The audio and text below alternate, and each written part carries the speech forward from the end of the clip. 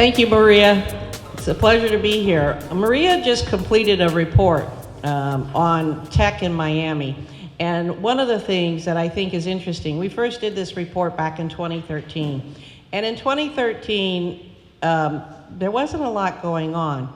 And now you can download the report from our website, but essentially there's so much more in the tech environment here in Miami than there was even 6 years ago. And that had, accelerators and different kinds of startups. We've had our first unicorn.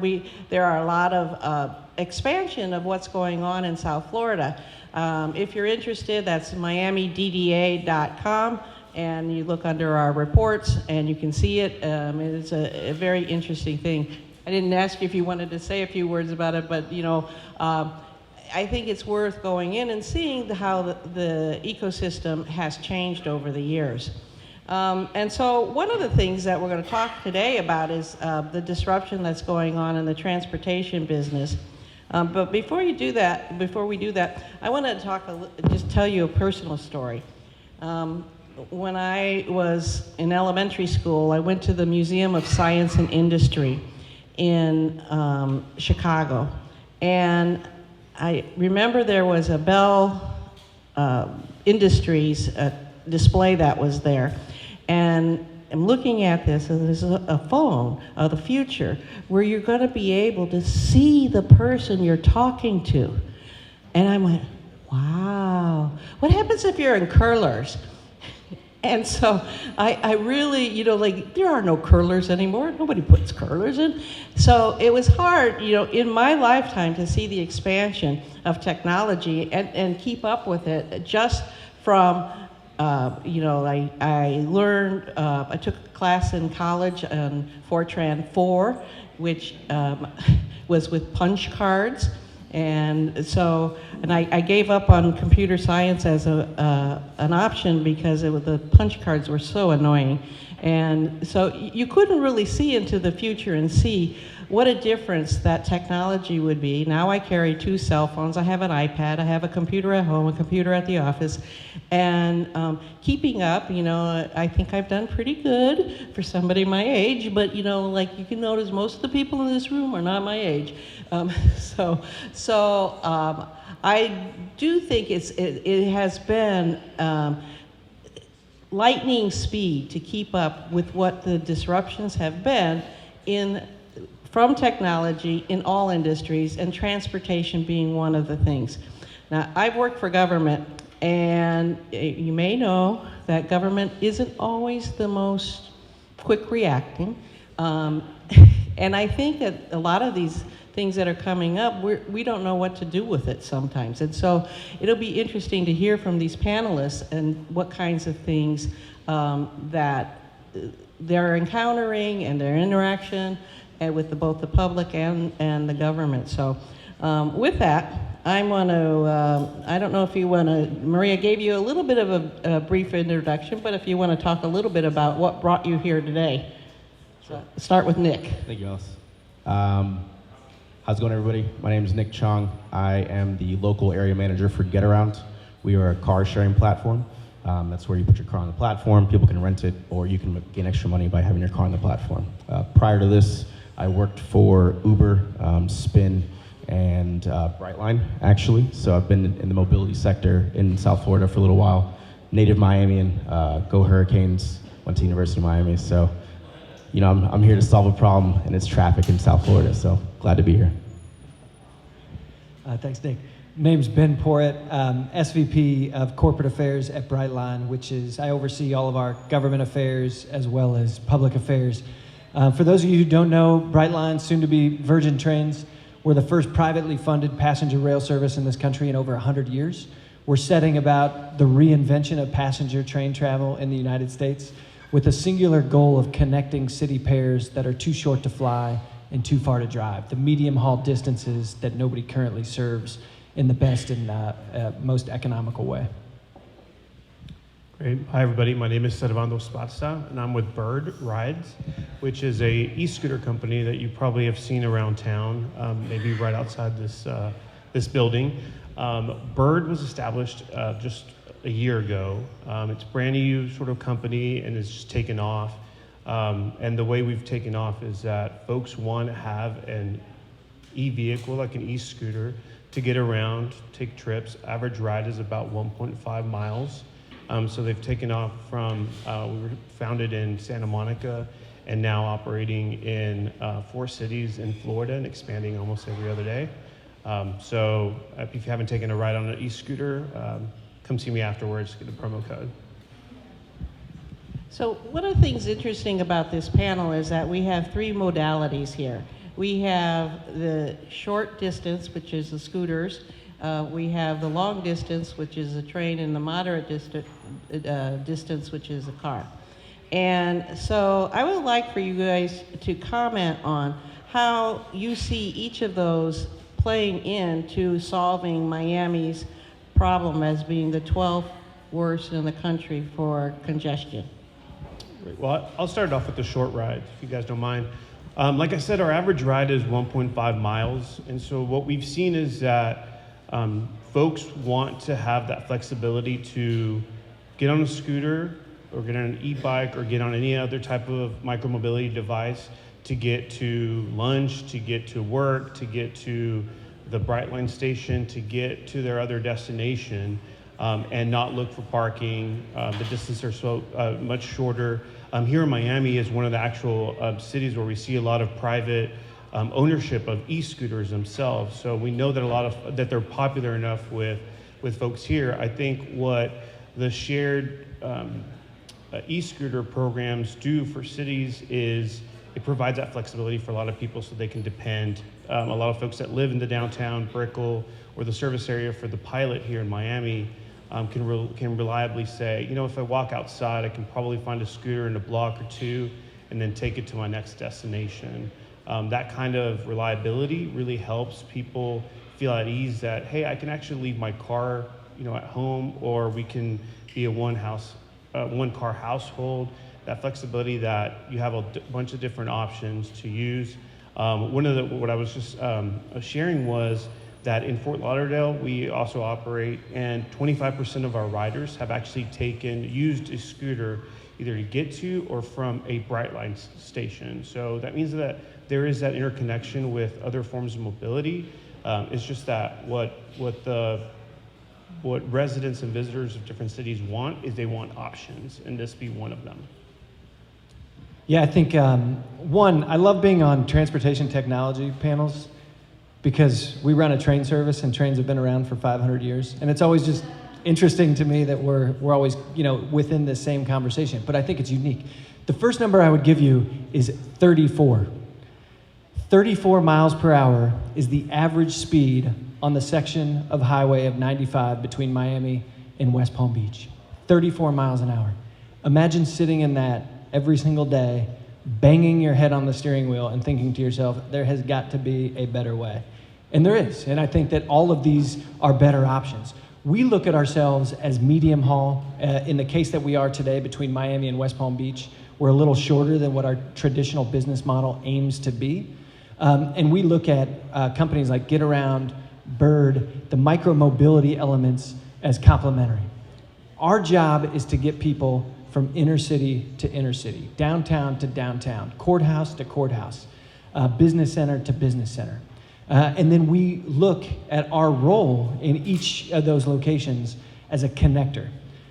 For our business to be unique, to be different, and to be successful, we believe we have to play in the connectivity space. So if you look at what we've done in downtown Miami at Virgin Miami Central, we've really created a multimodal hub that connects directly to the Metro Rail, connects directly to the People Mover, and then you have all the micro-mobility options from Lyft to the scooter companies, and now you have other companies like Getaround coming on. We think it's our job to put passengers who are coming into this city and others into the most simple form of getting into these other versions of technology. So we bring you into the city, and we look at other companies like these as complementary options to get you around the sub-hub.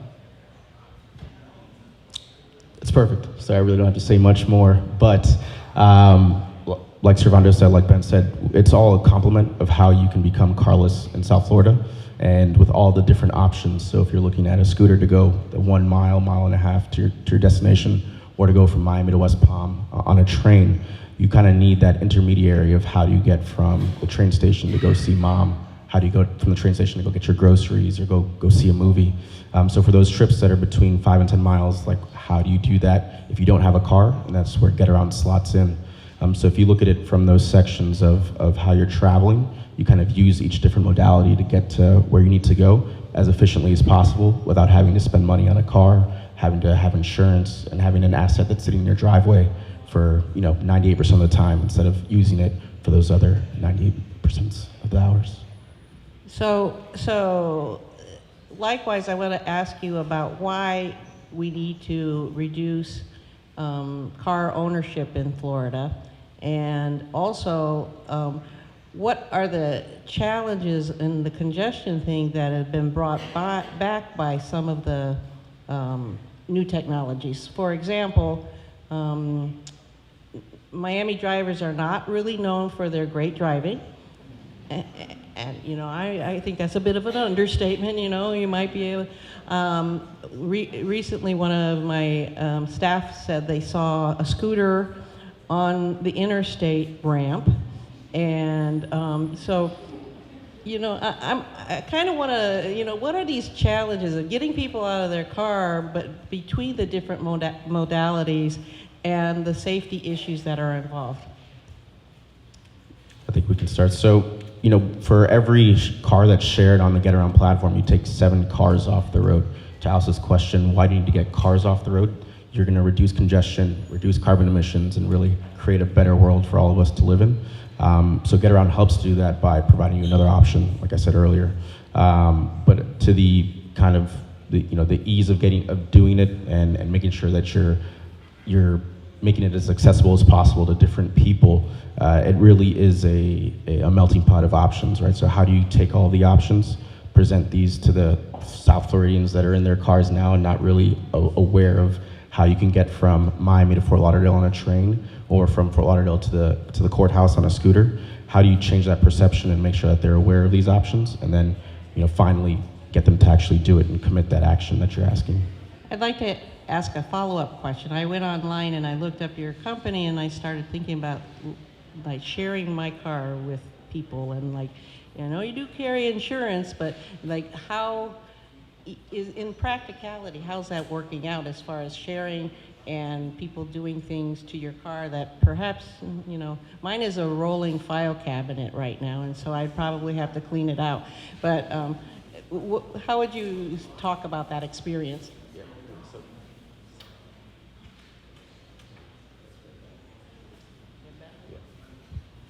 Good, yeah. So I think with any sharing economy, you look at Airbnb, it's about how do you respect the person that's going to be using your car or using your house. I think if we take one step back, right, it's changing the behavior. So people in Miami, each household has 2.5 cars that really aren't used to their maximum capacity. If you look at Uber from 2014 and 15, people were saying, I would never get in a stranger's car and actually take an Uber to go from my house to the bar or from my house to go see mom in Homestead. It's just a change of behavior. So we're kind of to that next point of, I always drive to Orlando. It takes me 4 hours and it's going to be on the turnpike. And it might be the worst drive ever, but I'm going to drive there. But now you have a train that's going to take you there in 2020. Or it's that, I want to walk down to the street, but I'm going to get into an Uber and take it for those 2 miles. So it's changing that behavior. So back to Alice's original question of, how do you deal with people that maybe have a filing cabinet in their car? It's changing that behavior, making sure that you are aware of the platform that you have your vehicle on, making sure that you're bought into the system, and that you kind of pay it forward to that aspect of sharing your vehicle, sharing your home, sharing whatever modality choice that you're using. So I'll answer this in 2 ways. One, why do we have to get people out of their car? I think, Alice, you said it, it's the 12th worst city for traffic in the country. But there's also additional reasons, right? Like, we have the Atlantic Ocean to the east, and you got the Everglades to the west, and so you can't build any more roads. So at some point, when you got 1,000 people moving here a day, 126 million visitors that visit the state of Florida, You have to provide alternative corridors for people to travel. If you don't, people can't move. It's often said about Florida, you come flying in at 400 miles an hour and you come to a screeching halt and you can't move. And it's true. One of the things that we know is just from polling and testing and talking to people is that the majority of visitors who fly into Miami select Orlando as a second destination, but they don't have a way to get there and they choose not to rent a car. So we know that they want to get there. It's just about providing an alternative way to do it. The second, I do think it's about changing behaviors, but I also think that the behaviors are changing. And so it's about communicating the value that people can actually see in an alternative form of transportation. Every single trend in transportation and every single trend in technology points to the success of our business in the train company. And the reason I say that is people want to spend up to 6 to 8 hours on their phone a day. They don't want to sit in the car. They would prefer to sit in a nice, amazing experience where they can read their phone. People aren't getting their driver's license like they used to. It's 75% of people got their driver's license in 1975. Today it's 40. People don't even care to drive. I don't have a car. I haven't owned a car in 3 years. You're seeing that more and more. Every single trend in transportation points to new modes of mobility, ours being one of them. I think to go a little bit further into that, I think a lot of the reasons why I think these types of technologies take off is that folks are tired of either being stuck in traffic or looking for parking, or I think a lot of times in downtown areas parking is too expensive. A lot of employers don't pay for parking. I know that one of the issues we see, and we're operating in Fort Lauderdale, is that a lot of folks that work in the bars and hotels and restaurants on the Barrier Island can't pay for parking. So what they usually do is they park along a CVS or a Walgreens and they take a scooter the rest of the way because it's just cheaper, it's easier. They don't have to deal with finding parking. It's just too expensive for them. So for that person, it now becomes an easy option to just take the scooter instead of paying for parking. So I think the inconvenience factor is a lot of what drives folks to move into these types of technologies. I think at the same time, we just have to make it absolutely easy for folks to understand how to use this type of device. I think I know firsthand that anytime that we start operating in a city, everybody sort of freaks out. Like, what are these things just kind of standing outside sidewalks? What are I supposed to do? Who do I call? How do I turn them on? I think a lot of folks now have been to communities where scooters have operated, so I think a lot of folks kind of get that. And like I said, Miami has a lot of private ownership of these types of scooters, so it's a lot easier to grasp it. But I think, and then to your second point, or your second part of the question on safety, one, please don't ride a scooter on the highway. Like that's a terrible idea. I know that you must be frustrated with traffic, but the scooter goes 15 miles per hour. It will not get you there any quicker, and it's pretty unsafe. But to the safety point is, we have this big kind of conversation with cities about the chicken or the egg, right? A lot of cities are like, well, city of Miami is not safe enough for scooters. I would counter that yes, it is. But do you build infrastructure and then more people will use it? Or do you allow this type of technology to prove to the city that you have to invest in more bike lanes? You have to allow for more scooter parking. You just have to invest because I think what we're able to prove is that there's this incredible demand for this type of micromobility in cities like Miami. So, Servando, I have a question. What do you do for uncoordinated people like me? So I think a big misconception is that they're like a Segway where you really have to find your balance, and you don't really have to find your balance. And I think a lot of folks, like Nick, was it Nick or someone that I was talking to you earlier, where they were like, I think I like go grandma speed, where it's like you can go up 2 miles per hour, 5 miles per hour. You can really just kick off the scooter, and then you can throttle as fast as you want. It really is not that difficult. We encourage folks to wear their helmets. Of course, it's obviously hard to have like a case where you can include a helmet for everybody, but we want to, they're not that difficult to ride. We might have to check one out outside. No. I really, I won't mention names here because he's known locally, but first week he got on his scooter, ran into a stop sign or a street sign, and broke his hip. But I also worry about the safety things that because of the same crazy drivers that we have, that when people get on a scooter, they're not thinking about pedestrian safety. And how do those two marry? Yeah, and I think to that point, cars are dangerous, right? I think a lot of times there's automobiles are the unsafest thing on our road, especially when folks are, texting on their phone or just doing everything and anything. I think one of the things that we've seen nationwide on the safety of scooters is that they're usually in line with what bicycles statistics are. And what that tells us is that a lot of it has to do with the infrastructure. I think the more infrastructure that exists, the more the safer scooter use is going to be.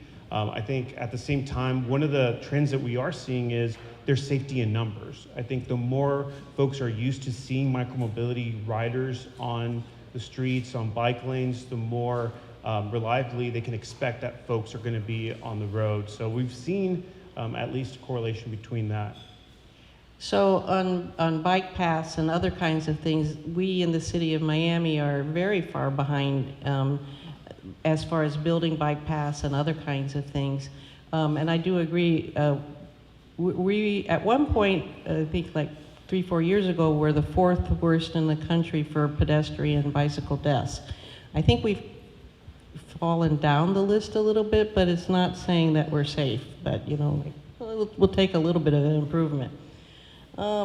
So each of these are like a part of the transportation picture. Is there someone working on weaving all of this together so that you can have all those options at the same time? Yeah. I think just going back to my first answer, I think that's something that we think about all the time. And we think about it years before we get into the market that we're in. So we'll start construction next year between Las Vegas and Southern California. We've spent the last 12 months in conversations with, business leaders, elected officials, community leaders in both of those communities to connect with the existing infrastructure or potential new infrastructure that would go to our train station and allow people to get all the way around Las Vegas much quicker than they can now. And again, I think even though we were a privately funded project, I think we're a really good example of a public-private partnership. And we worked with a lot of different people to put in place what you have at Miami Central. And so we worked with the county, we worked with the SFRTA, which is Tri-Rail, we worked with the TPO here in Miami to plan out. Transportation Planning Organization, sorry. Thank you, I appreciate that. In order to build Virgin Miami Central the way it is. And the one thing that I left out is Tri-Rail will start coming into our station in 2020. And so you'll essentially have every single mode of transportation stop at Virgin Miami Central, which if you think about that, this is a project that's really only been under construction since 2014 and alive for 1 year. There are governments all over this country and cities that have decades, 30-year transportation plans that are completely outdated in most cases. And we came in, worked with the city, worked with the county, worked with municipalities, and within a 5-year period, we're able to put in place something that we could have only dreamed about, years before. So it's you got to work with the right people, and you have to definitely have the right vision. I think one other thing to add to Ben's comment is that the TOD part of it, right, is the transit-oriented development, and how you bring people to where the transit is, right? So Virgin has residential towers, they have office towers where people can work and live at the same point. And then there's a grocer that's coming.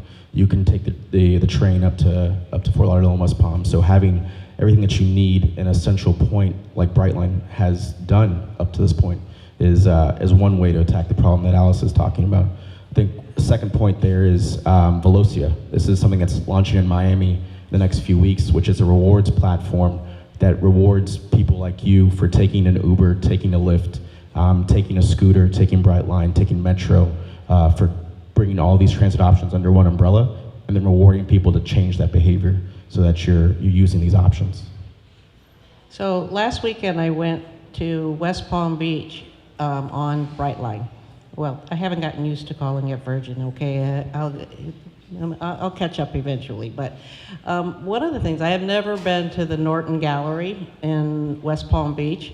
If you haven't gone, it really was a better experience than I even anticipated. So localized tourism and getting people to understand that they don't have to get in their car. As we approach major transportation projects in downtown, such as like the envisioning of 395, where they're going to build the signature bridge and other kinds of things like that. What is the marketing team doing for all of you about getting your options out there so that people understand they don't have to drive to the arena, they don't have to drive to the Arch or the Frost or the Pam or other kinds of things. And then specifically to Brightline, the affordability, how do you keep the prices more affordable so people are drawn to that? Yeah, I think it's a good question. So I'll give you two examples. One is our partnership with the Miami Heat, which I think was one of our most successful partnerships. And then the other is what we're doing in the cruise industry. To park at a Miami Heat game, it's a headache. It's expensive. It's $20-$30. And to be honest with you, what we found out from polling and talking with the Miami Heat is that they were losing attendance from West Palm Beach and Fort Lauderdale. I grew up a huge sports fan, and I can remember my dad being like, we don't want to go out to these games. Like, it's a headache. Let's just watch it on television. And I was like, are you crazy? Let's get out there. It's amazing. And we would go to the game because I would force the issue. Now when my kids are like, hey, you want to go to the Heat game? I'm like, listen, let's just watch this on television, right? Like, we've got much better seats. It's easy. Don't have to leave. But now with Brightline, I actually do think it presents an opportunity to enjoy the experience. Transportation, when was the last time you had an experience in transportation that was peaceful, pleasant, clean, wonderful? Like, it doesn't exist. I fly all over the country and have for the last 10 years. I can't remember, one instance in which I was like walking through security at the airport thinking, man, this is amazing. Like, I love this. I wish I could do this 3 times a week. But that's what Brightline is. I think that we have commoditized an experience, which is what people want. So it's part of the leisure element. So if you're going to go to the Miami Heat game from West Palm, it makes sense to hop on our train, have a few beers on the way, start the tailgate a little bit early, and it puts you in a position to enjoy everything from end to end. The second, the cruise line. People who come to Miami, Port Miami specifically, there's over 6.5 million cruisers a year. Over 1.5 million of those come from points north of West Palm Beach. That means you have to drive 2 to 3 plus hours to get to Port Miami. You have to pay $20+ in parking, and the first part of your vacation sucks. It's a headache. What we're doing is partnering with all the cruise lines, partnering with Lyft to provide a complimentary shuttle from our station to the cruise port. You check in at our West Palm Beach station, your bags will show up in your stateroom. It's about $120 for 2 people to take the cruise the cruise package. So we'll get you down there. You start your vacation the second you walk into our train station. Your bags show up in your stateroom. It's just a pleasant experience. And the next step for that is hopefully just putting a station directly at Port Miami. Marketing? Yeah. The marketing that we do for Bird and for scooters, I think, is very focused on safety right now and how to ride. I think one of the complications with these scooters at this point is that state law hasn't caught up with this type of device yet. So actually current law and city regulations are that you must only ride on bike lanes or sidewalks, not roads at all. And that's partly because state law only authorizes counties and cities to allow them on those 2 places. Other cities, like other city attorneys in Coral Gables, Fort Lauderdale, and Tampa have said that they can only be on sidewalks. So as you can imagine, that's been kind of a bit of a complication where we go up to cities and say, hey, we would love to operate in your city, but it would have to just be on sidewalks. So it's been more of a marketing what the laws are. There's this state bill that passed in this most recent legislative session that will clarify that e-scooters are going to be treated like bicycles for most cities, so that it will allow them on bike lanes, streets, exactly how most folks are used to using their bikes. So for us, what we see is there's a lot of visitors that come to the city who are used to using these scooters in the places where they live. 95% of the places we operate, it's like a bike. So it's a little bit of a reminding folks about how to use these scooters in Miami is a lot of the marketing that we do. I think in terms of what you were talking about with other businesses and that interaction, I think what we want to offer to our riders is that freedom that instead of moving your car and going someplace to drive for lunch, take a scooter, go further, go explore some other places. It's a fun activity to do. At the same time, it gets you around, and so we want to provide that freedom to folks to find new places in town. So Nick, I want you to expand on that just a little bit and talk about convincing people to use, either people or companies, to use their underutilized assets to get them so that they are taking advantage of more time that the vehicle is being used instead of sitting in a parking garage.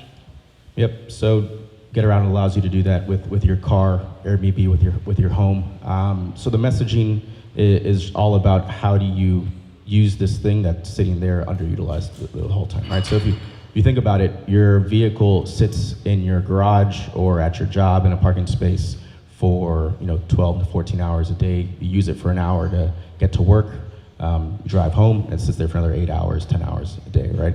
So how can you use your car to make money during those 22 hours that it's not being utilized? And the messaging is this is one thing that you can do to make extra money. We provide insurance, so you don't have to worry about if there's an accident, if somebody smokes in your car, if anything happens that leaves your car in a state that it wasn't in before. And then it's also the kind of earnings that you're able to accomplish with having your car there and on the platform is, you can earn $500 take home pay a month by just having your car available on the platform, renting it to people that are close to you in your neighborhood or by your job. So using all that information to educate people that are in South Florida that haven't heard of us before and making sure that they're aware of something that's able to give them an extra side income. So for Bird, when you're looking at some of the delivery service, and are people now using the scooters to get around, like in downtown? I mean, I order lunch for delivery almost every day. Is it facilitating that your company facilitating that aspect of it with the delivery? I think we invite it, absolutely. Anything in any way that anybody wants to use the scooters in a safe manner, I think we would absolutely endorse. Those things like gig economy workers that do delivery services, I think it is something that we would definitely invite. I think one of the complications, I think a lot of times, is the reliability of it. I think with the program that we have here in Miami, it's a pilot with limited amount of scooters. So you can see that. I think for the service area, it's just District 2, City Council District 2. So if you try to use one of the scooters outside of the district, then it probably reminds you to move it back into the service area, or it tells you you're going to be penalized with the fee. So I think that kind of complicates some things for some those types of jobs. But I think we invite it. I think any way that folks can get around without having to use a vehicle, except for Getaround probably, we would definitely invite. So Ben, as far as Brightline / Virgin, I will get there someday. I like the name Brightline a lot, but as far as moving small freight, not like the big freight that runs on the FEC railroad line, are there any plans to do that as like an Amazon or a UPS kind of a thing, or is it going to remain passenger rail? Yeah, I mean, for us, we're laser focused on two things. One, passenger rail, which we think that there's a huge future for in this country. We see 10 to 12 different markets right now that we would like to be in, and we're a part of 2 of them.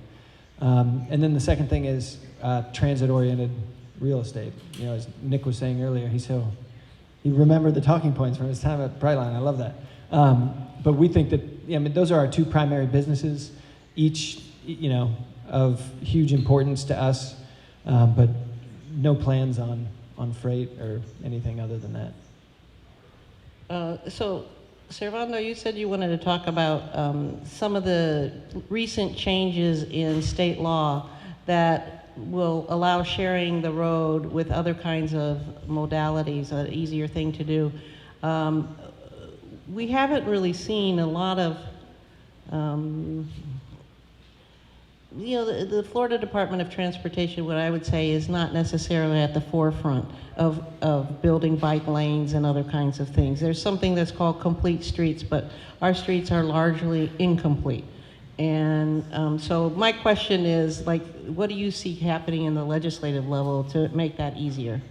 So I think it has to go from the local level up in terms of that need and that want. And I think for us, what we've been able to do is prove that there's this huge demand for micromobility.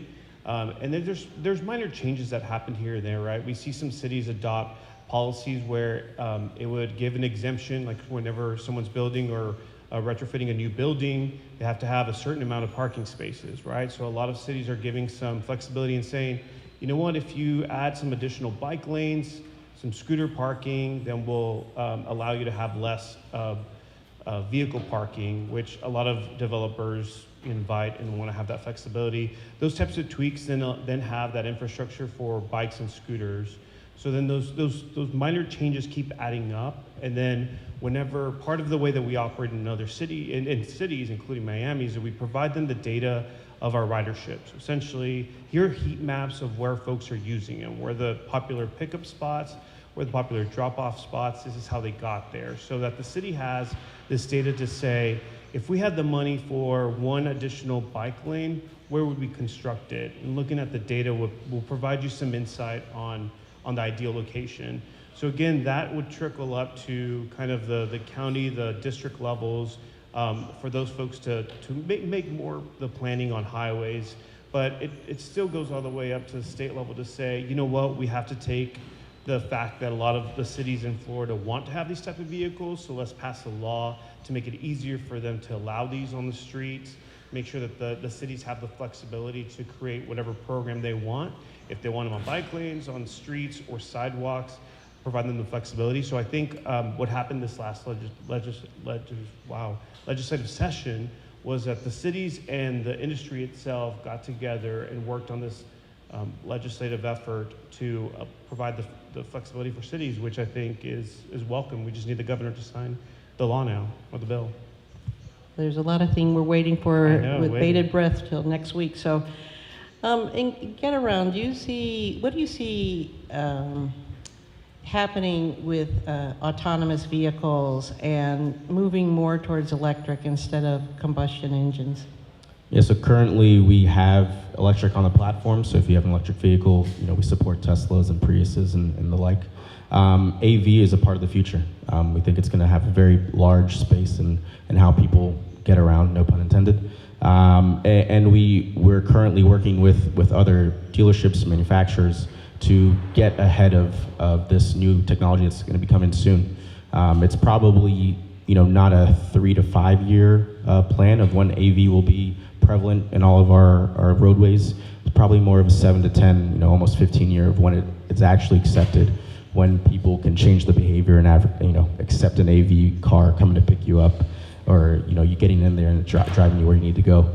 So we embrace it fully. We know it's part of the future, and we're actively working towards having it as be part of our strategy for the next time.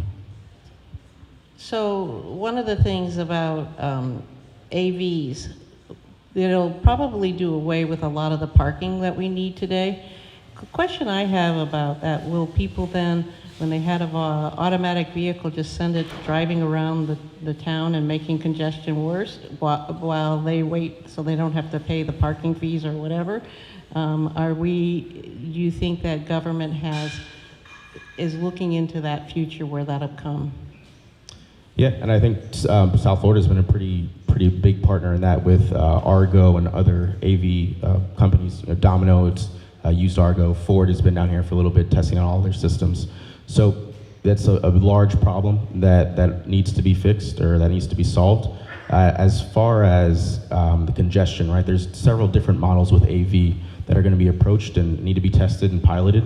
One of them is subscription. So you subscribe to an AV pass that allows you access to a car that when you need it, it's used, and when you don't need it, it's serving somebody else. So it's more part of the sharing economy, as we've been talking about a lot today. So there's a lot of ways around it. I think there's a lot of solutions for AV and how we make sure that's serving the population in a very equitable way. And I think we'll get there. So this is the little chat about the future. Richard Branson is big into the Hyperloop. First of all, for those in the audience who might not know what the Hyperloop is, if you could explain briefly what it is, and then talk a little bit about where you see that going. And will the Hyperloop be built on top of the railroad tracks that you already own? That's a funny question. Whenever I think of Hyperloop, and let me just make clear, I am not a Hyperloop expert. I think of, you remember when we used to, you go to the bank? I know none of us go to the bank anymore, but you'd go to the bank and, those things would shoot in those tubes and you'd pick it up. That to me is what Hyperloop is. It's like you put a tube in there, it flies around, and I don't know where it went, but it's gone. They're currently testing, different forms of Hyperloop, whether it's the Boring Company or Hyperloop One. I think from my understanding of it, and again, I'm not an expert, and it's totally separate from Virgin Trains, it will primarily be used as a freight purpose. And if you think about that, it makes total sense. This is something that hasn't been regulated by the FRA, by the Federal Transportation Association, not the FRA. But people don't, how do you get people out of it? If there's an incident or an accident, how do you get people out of it? So this is something, it's going to take a while. It's going to go through multiple layers of testing. We'll primarily start with freight. But certainly, all these forms of transportation, I can't imagine them not coming online. And I just think the more and more, we dream and we envision things. I mean, we got private people flying into space right now. Growing up, if somebody said that, a regular businessman would start something to compete with NASA, I think we'd all roll our eyes and be like, that's not even possible.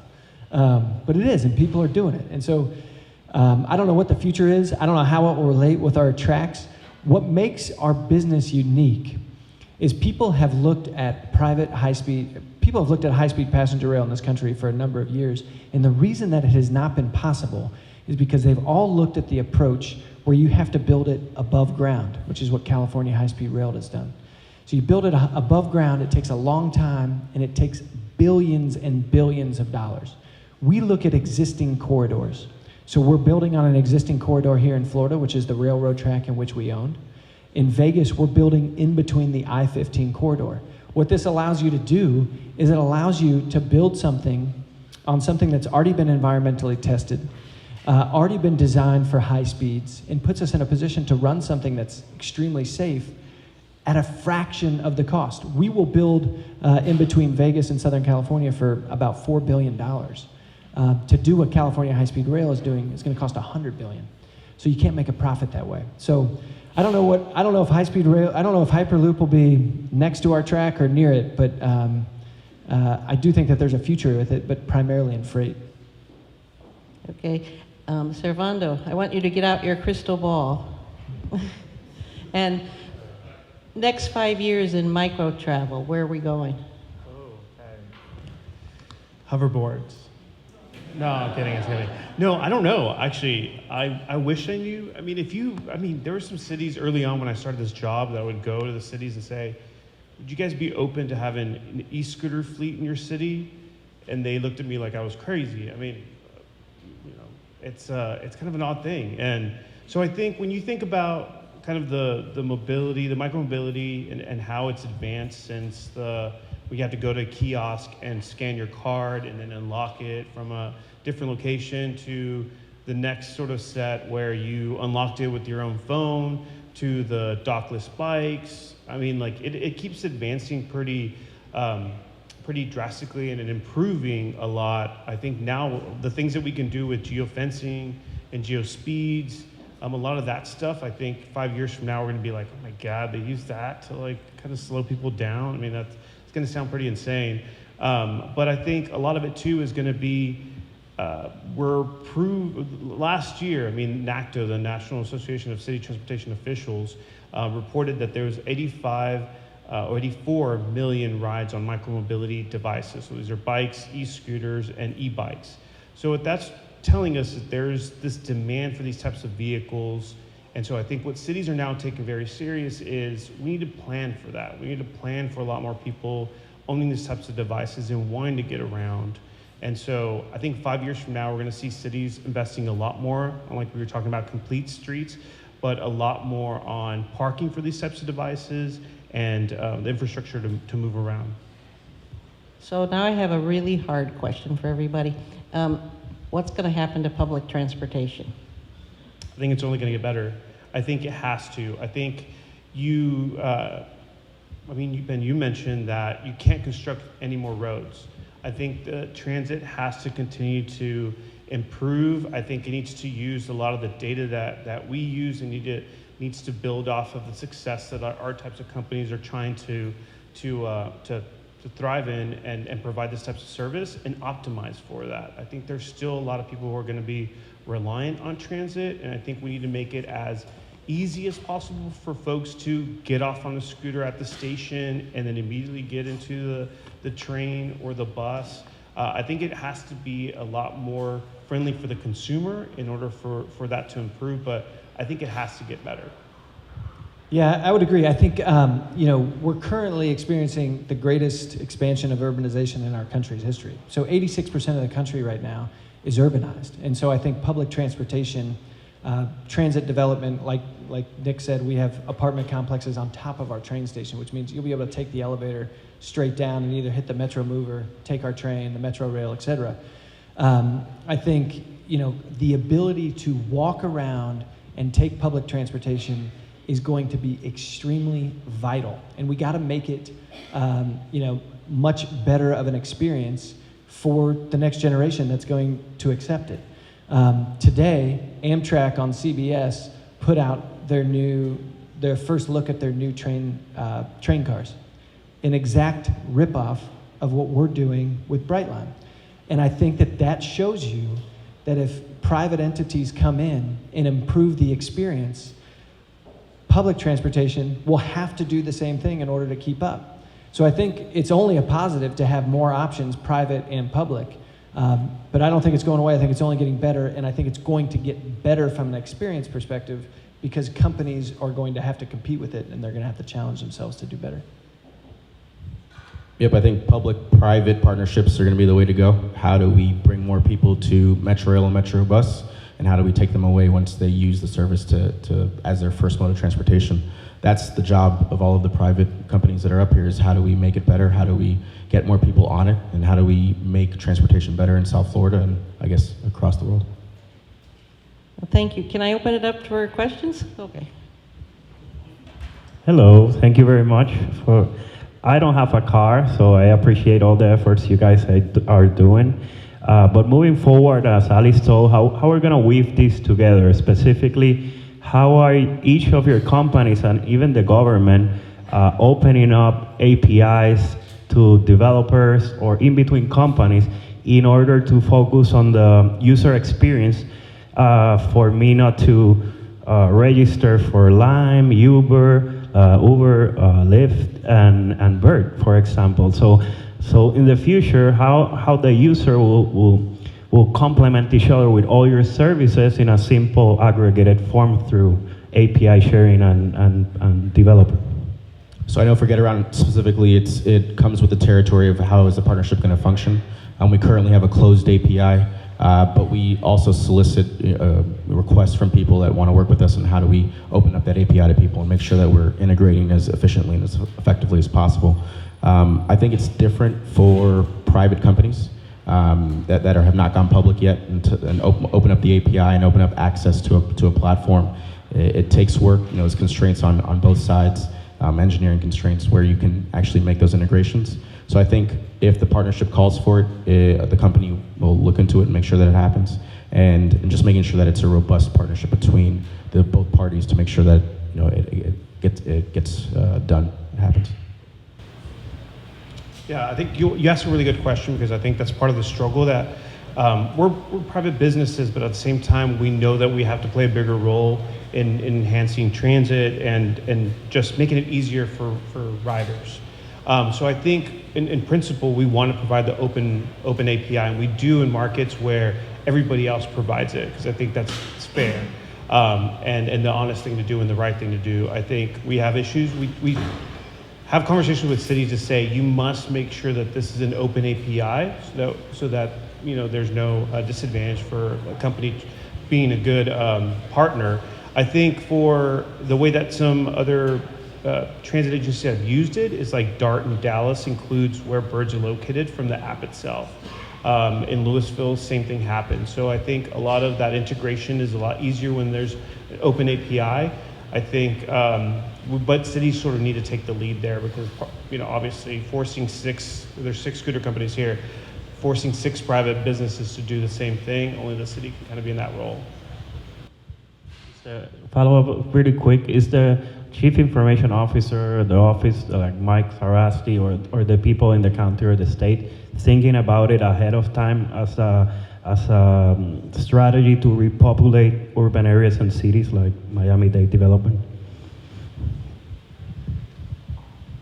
There's a number of efforts, but coordination, I think, is one of the hardest parts of that, where each agency, we were not in our own silos, and one of the responsibilities of the Miami Downtown Development Authority is have the different groups talk to each other. That's one of our main things, is like we're a collaborator and a connector between the different entities. Right now, we have a project going on the 395 where the county, the city, and the state are all doing different maintenance of traffic kinds of plans, and they don't really talk to each other. And so one of the things is to get Mike Sarasti to put that all on a platform where we're talking to each other, so that you're not shutting down all the parallel north-south routes or east-west routes at the same time. So it's not the easiest of things to do. So this is a question for Bird. You were the first people to actually launch e-scooters, right, in Santa Monica. Since then, you've seen a plethora of other scooter companies just popping along. How do you differentiate yourself? Because right now, you're really just an unprofitable commodity. People walk out, then they find whatever's closest to them. I think what we have to do is continue to improve in our technology. So I think we just had a conversation with stakeholders here in Miami where part of the city doesn't want to have these types of scooters, right? And the reason they came to us is because they acknowledged that our tech, the geofencing, is actually working. So the number of impounded scooters was 3, while some of our competitors have up to 100 scooters impounded. So I think to prove to the stakeholders around town that we're a better company, that we have a better operation, and at the same time, we continue to innovate. I think one of the things that I'm really proud of for our team is we have a GovTech team, so government technology team, that what they do is try to create tools for governments, right? We understand what the issues are. A lot of issues with scooters tends to be parking, tends to be on the education portion of it, tends to be, like how do we do preferred parking so that at some point we get to a place where you know exactly where you need to park the scooter and you can only end your ride in that location. We're building that stuff out, and I'm proud that we do that so that other companies can kind of take the lead on it, because ultimately a lot of cities rely on us to kind of take the lead. One of the other things that we're proud of is we don't operate after midnight. I think we don't operate from midnight to 4 a.m. for a good reason. I think nothing good happens around those times, so we hope that some of our competitors use that same advantage. I think we started seeing a couple months ago, and you're right, so many people, everybody's moms creating their own scooter company, and we invite that because we want more of these mobility services out there. But when it's shared type program, we want to make sure that they bring in the same values. I think one of the other issues that we see is a lot of companies want to either not check IDs, allow children to rent these, and they're not toys, right? They're mobility devices, and so we want to make sure that all the rest of the companies follow the rules so that we can continue to have these e-scooters in cities. So I think what Bird does differently is we've remained in the lead, even though we've brought, you know, there's bike companies that turned into scooter companies. Uber and Lyft now have their scooters because they've seen the success that we have. I'm sure they lost a couple of rides for the short rides. But I mean, even Jackie Chan has his own scooter company. I mean, literally everybody's getting some. We want to make sure and continue to innovate. Right, but it's the same pattern. You guys are the first, and then since you can't have IP on that or geofencing, anyone can just do it and pick it up. So it's basically, you know, what they say, the pioneers get the arrows, the settlers get the land. Oh yeah, man, believe it. I work government relations. I take a lot of the errors for the industry, but we think it's a good mission. We think it's a good mission. We just want our partners and other companies to kind of follow the lead. Hey everyone, so I'm probably Miami's newest resident, just moved here from Los Angeles. So my question to the entire panel is, how do you foresee smart cities technologies and like 5G impacting each of your companies? So I'll start. That just like, I'm not the expert in Hyperloop. I'm not the expert on that type of tech. But I'm sure that it can only improve it because I think we want to make sure that when folks, you know, pull out their phone and can find the nearest scooter, that, you know, that service is reliable. So I think it only continues to improve for our type of service. We rely heavily on someone using their mobile app. I'm going to start by saying I have no idea if this is going to answer your question, but what I would say is, you know, one of the things that we noticed in the planning and development of Brightline and Virgin Trains was that the Wi-Fi experience in most transportations was terrible. With us, the second you walk into the station, the second you get on the train, to the time you leave, you have incredible access to Wi-Fi and technology. And we've thought that through from the perspective of all of us in this room who, you know, it's like breathing air at this point. Like you just have to be connected to it or you're not even gonna be able to make it through the day. And so for us, it's, you know, it only provides a better service to the guests that we have who use our product on a daily basis. So again, I'm not an expert either, but each of our cars have a device inside that track the GPS, onboard mechanics, mileage, your troubleshooting lights, you know, oil's low, tire pressure, that kind of stuff.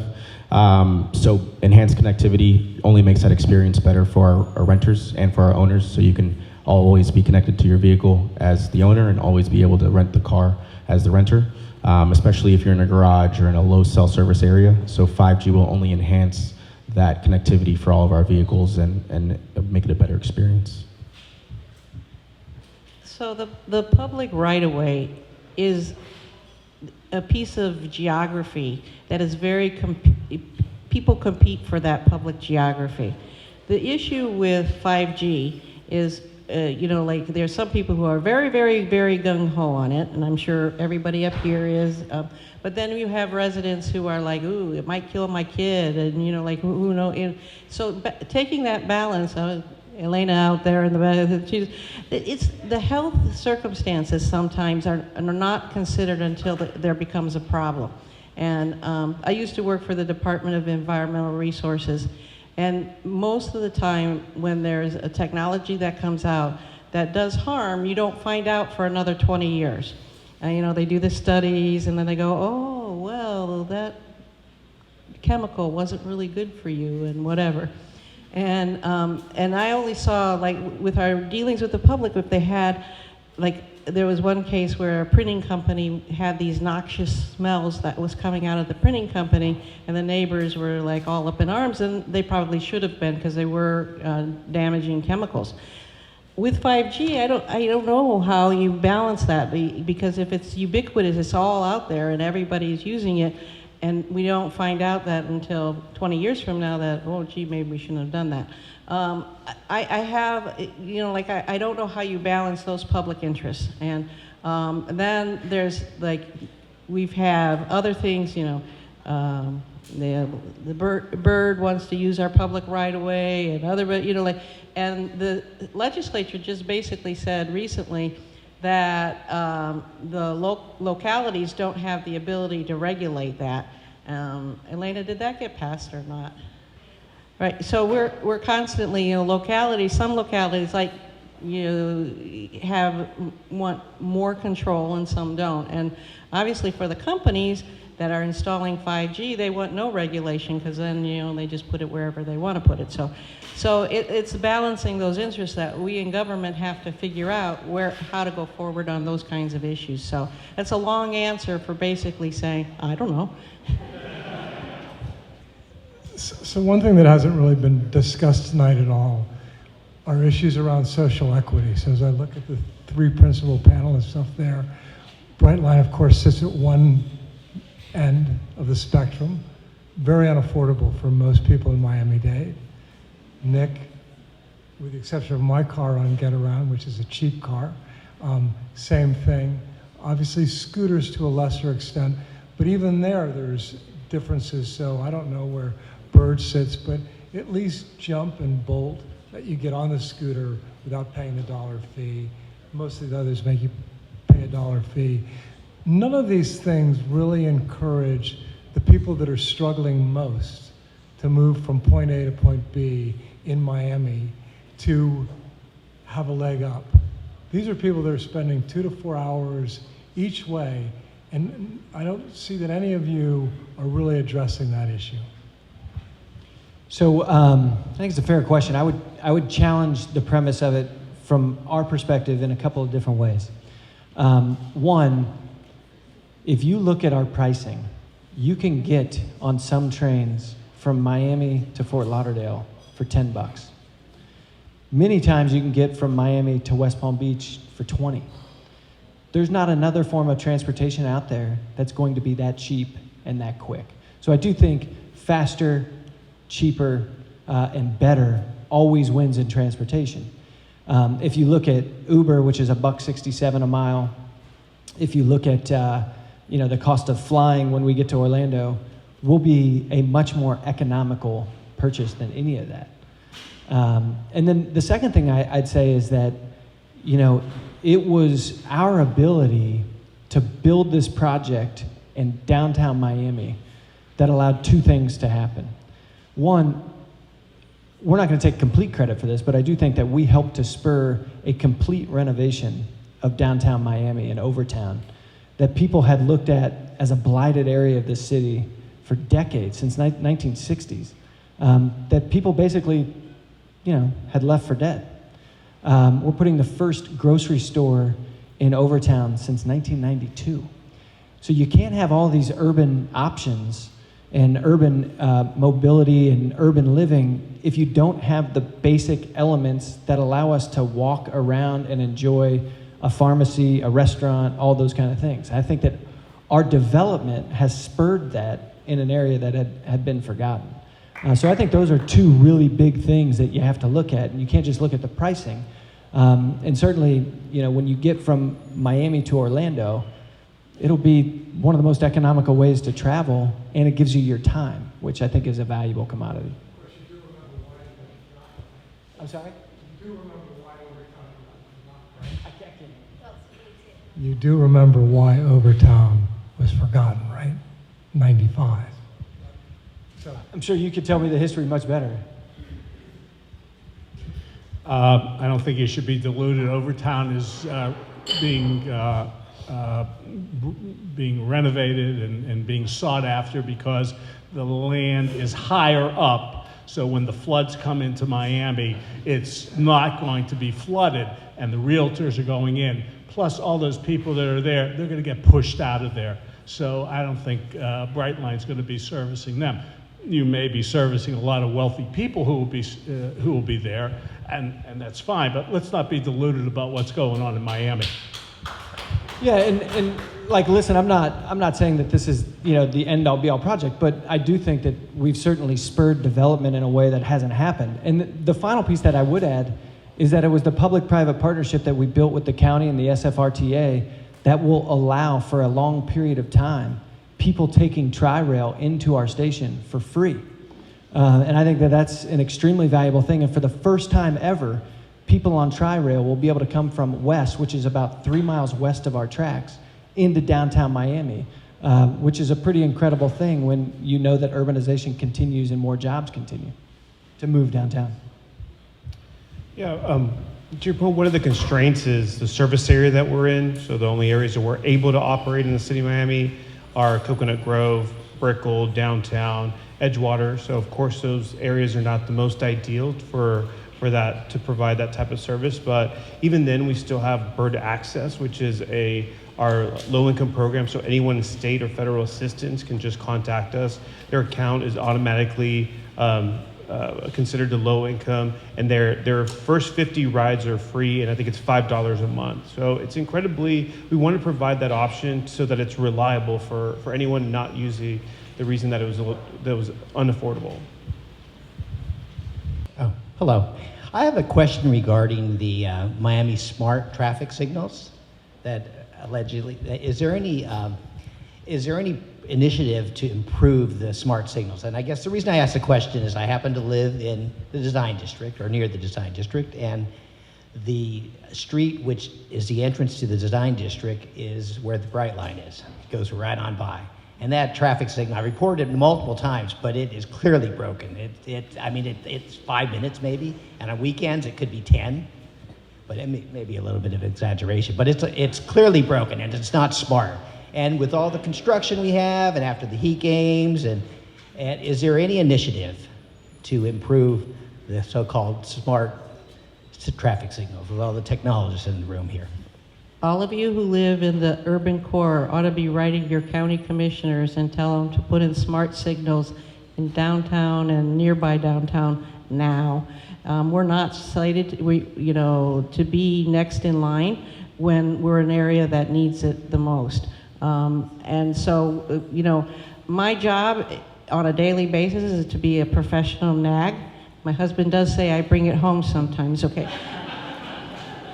But to call these people and tell them we need, there's a lot of competing interests, but downtown, and especially the number of people that are here now, we have almost 100,000 residents in downtown now. So we've expanded. So the answer is they have the technology, they're installing it in other parts of the county. We just need to basically advocate for that to come to the urban core.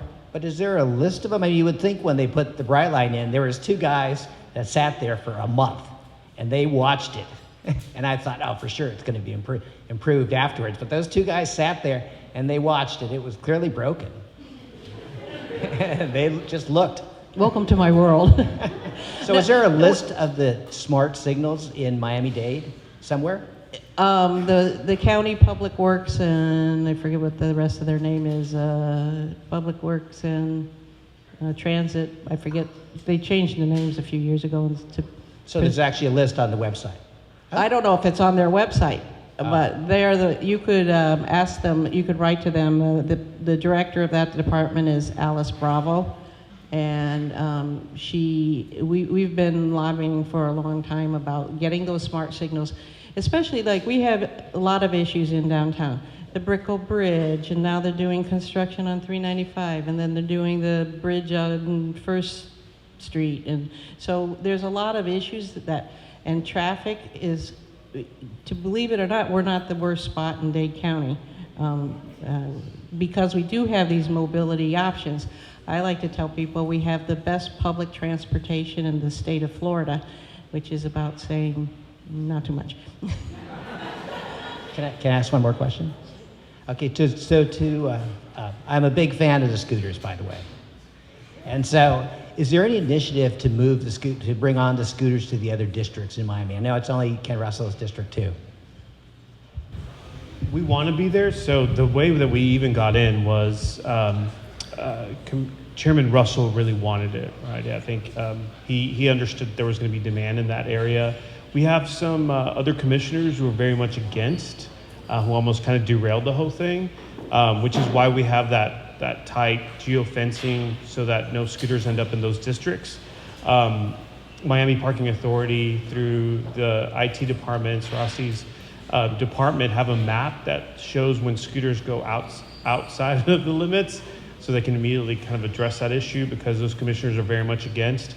I think what we're in is like a proof of concept that this is going to work in the rest of Miami. I think there's some other commissioners that are kind of seeing how this works out. We've only been operating since April, I think, 1st, and the official launch date was April 6th. But we know that other cities around us, around Miami, are even looking at the program. So I think little by little, some commissioners will warm up to the idea. I think in their heads, a lot of their reasoning for being against it is when the bike share program was in place, a lot of bikes ended up in their districts, and they felt like they didn't move there for several weeks. And so I think by they're noticing that this is a slightly different, very different type of model, because they need to be charged every night. So I think they're warming up on the idea. So we have, I think, 3 or 4 months left to prove.